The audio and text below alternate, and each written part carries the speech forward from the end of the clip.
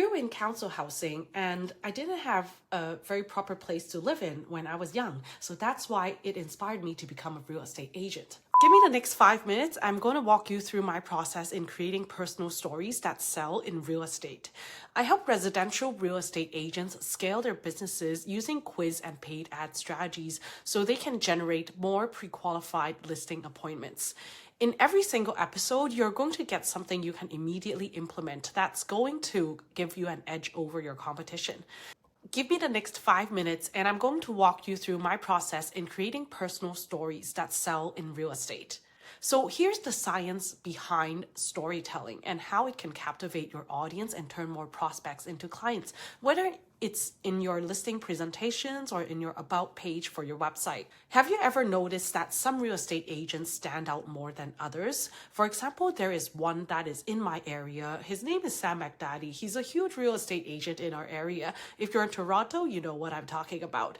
So he wears this red shirt and his story is always that he loves to play tennis, he was in sports teams, and he used to study marketing when he was at university. It sticks to our mind so much.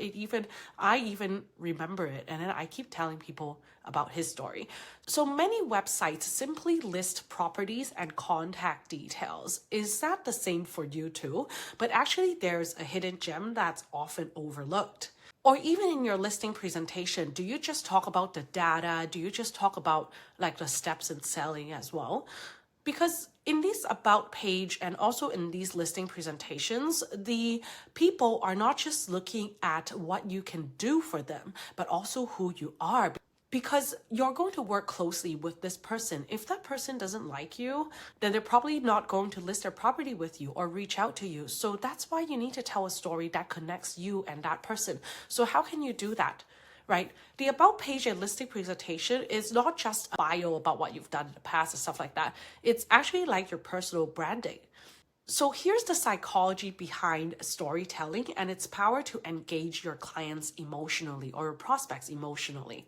Here's a few examples. I grew in council housing and I didn't have a very proper place to live in when I was young. So that's why it inspired me to become a real estate agent. So in this story, it helps to connect the agent with people who are in lower income families or used to have a lower income family or feel bad about lower income families. They would want to work with this real estate agent because this real estate agent has experienced that before.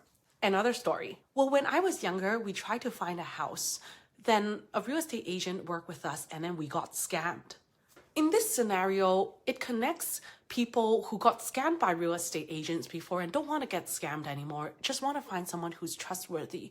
Or maybe they're afraid of being scammed in the future and they want to work with someone who experienced that, who knows that pain, and probably would try to work as hard for them as possible because the real estate agent doesn't like scamming people because they experienced it.